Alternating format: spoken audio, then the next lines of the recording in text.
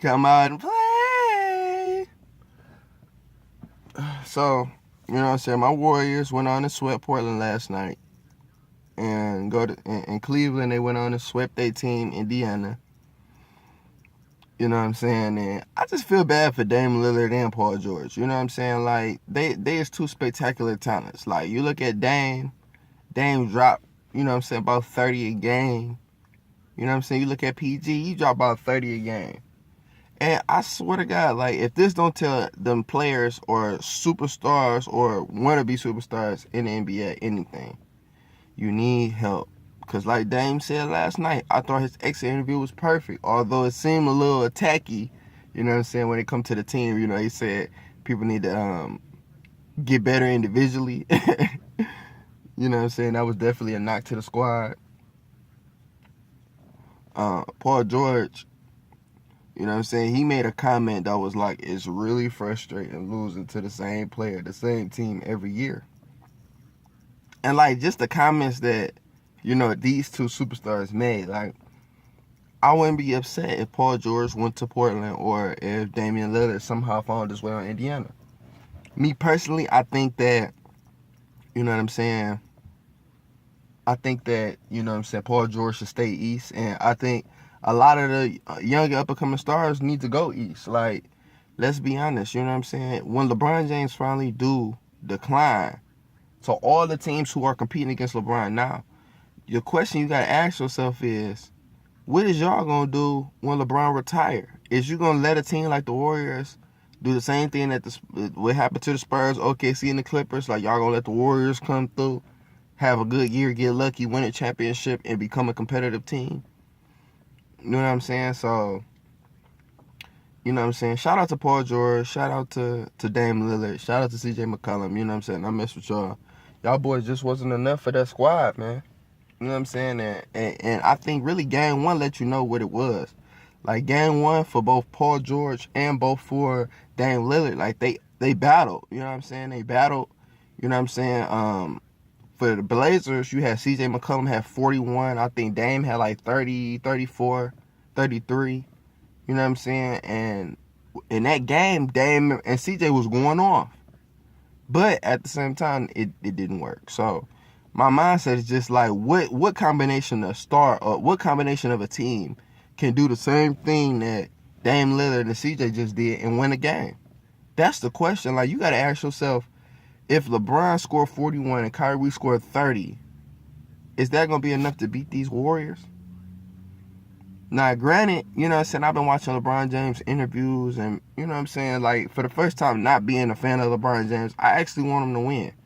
Because, you know what I'm saying, through it all, like, just watching his games and looking at his stat line, like, LeBron is a monster. I don't even like him, but you got to admit that he's a monster. And the way he does his interviews, to me, is kind of like goatish. Like, you know what I'm saying, the way LeBron grabbed the mic, sit back, and he actually give you personality in his interviews. Like, LeBron James will be remembered for a long time. Well, pretty much forever, just because of that.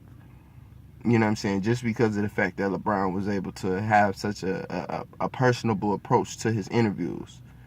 Like with Russell interview was kind of, you know, it was kind of too much. I feel like Russell kind of did too much, but that's kind of what their season was. And like Doug Gottlieb and Colin said last night on The Herd, like, the light bulb moment went off as to why Kevin Durant left. Like, and everybody know this. I don't even understand why people even want to act like they don't like Kevin Durant for going to go to state, when the truth of the matter is Russell and that squad wasn't good enough. Y'all sitting up here talking about, KD, why would you leave? We got Oladipo. We could beat the Warriors now. How is that so when you just traded Serge Ibaka for Oladipo? You got to think about the recipe that it took for them to have success after all that time of being injured. That team last year was the closest. So, if anything, okay, I get it. You trade for Oladipo, but Orlando, they clearly made it clear like they didn't give a fuck what they got because they got rid of Serge Ibaka. So, in essence, you could have traded Andre Robertson for goddamn Oladipo. You know what I'm saying? Just to give them boys some help.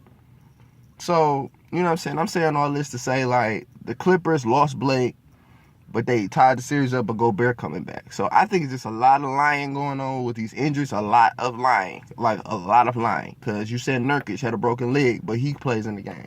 You says Rudy Gobert out for the playoffs, but he's playing. You say Blake Griffin with his toe. I believe if the Clippers somehow beat the Utah Jazz, Blake Griffin gonna play in the next series, and that shit gonna be jank as hell because, like they said, the nigga was out. Just like Kevin Durant, you say the nigga was out. I don't never believe I don't think Kevin Durant was hurt at all this season. Tell you the truth, I think they just want to have it where the team is clicking, and if the team can click to the point where they were last year, and you got a fresh Kevin Durant, they won. So, I want to say get well, Steve Kerr. You my coach. Mike Brown, I feel like Mike Brown gonna hold it down though. Mike Brown, he a personable guy. He seemed like a Luke Walton, just a little bit older. You know what I'm saying? He been to the finals with LeBron before, so I don't think it's really nothing to worry about with Mike Brown. And you know what I'm saying? I just want to say, you know what I'm saying? Go to State, man. It's gonna be a romp, man. I say go to State in 5. You know what I'm saying? Go to State in 5, and I think it's gonna be a situation where it could go 6 because I think the Golden State will go up 3-1 again. Then they're going to lose game 5. And then people going to be like, oh, my God, they about to choke again. Then they're going to close that shit out the crib. Because like I said, it's going to be a home series. So either game 5 or 7. I say 5 or 7 just because they got to play 2 games, game 3 and 4 in Cleveland. So they're not going to sweep.